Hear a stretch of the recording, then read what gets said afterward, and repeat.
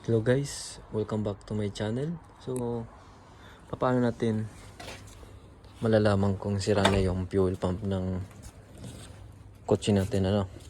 So, ang unang gagawin natin, ipa-power balance natin yung ignition coil. Huhugutin yung isa-isa habang umaandar, ano? So, siyempre naka-gloves tayo para hindi makuryente. Or yung marunong, so kahit hindi mag-gloves, no? So, hugutin yun isa. Tapos, pag namalag ng malakas, ibig sabihin, gumagana ito. Tapos, ito naman isa. Hugutin nyo yan. Tanggalin mo yung bolt. Namalag siya malakas, ibig sabihin, okay pa siya. So, makikita nyo yung ignition coil, yung body. Kung may leak na yung kuryente papunta sa body, pwedeng misfiring, ano. Pero, isa yan sa mga dahilan ng mga palyado, no? Yung mga ganyan. So, itong ganun din yung sa isa. So, yung isa pang problema niyan, yung fuel pump. So, pag sira na yung fuel pump motor nyo, ang problema niyan, pag uminit na, namamalag na. So, yun yung problema ng fuel pump. Namamalag siya pag mainit na.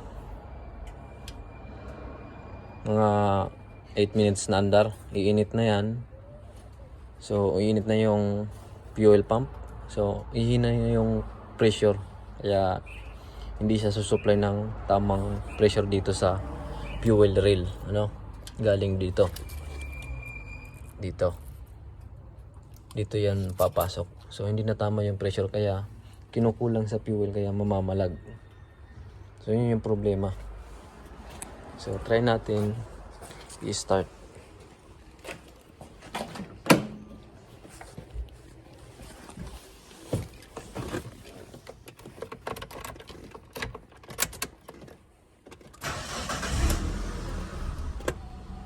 Yan, bumaba yung minor, yung idling.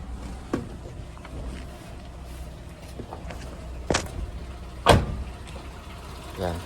Yan guys, kita nyo palyado? Yan. Yan, parang mamamatay. Kasi mainit nito guys, na gamit ko. Tinisting kong tinakbo, tapos namamalag na siya. Pero ang pagtanggal ng fuel filter nito nasa ilalim. So, kailangan ibaba yung tangke. So, hindi ito mapapalitan ng fuel filter at saka fuel pump motor pag hindi binaba yung tangke. So, kailangan mag-jack. Kung walang lifter, jajackan nyo yung sasakyan para tumaas. Yan. Yan. Fuel pump yung diagnose ko guys. Kaya, masasabi kong ganito yung situation na pag uminit, namamalag. Pero pag bagong andar, ang ganda ng performance, walang palag-palag.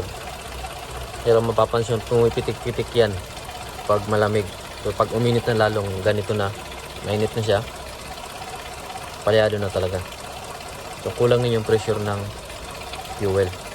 So yun lang yung masasabi ko dito sa ganitong unit na 4G93 na engine, ano, yung fuel pump. Pwedeng barado sobra yung filter, yung fuel filter, at saka mahina na ang resistance ng fuel pump motor. Yan, diba? So yun lang ang masasabi guys. So thank you for watching guys, and subscribe para update kayo sa mga bagong uploads.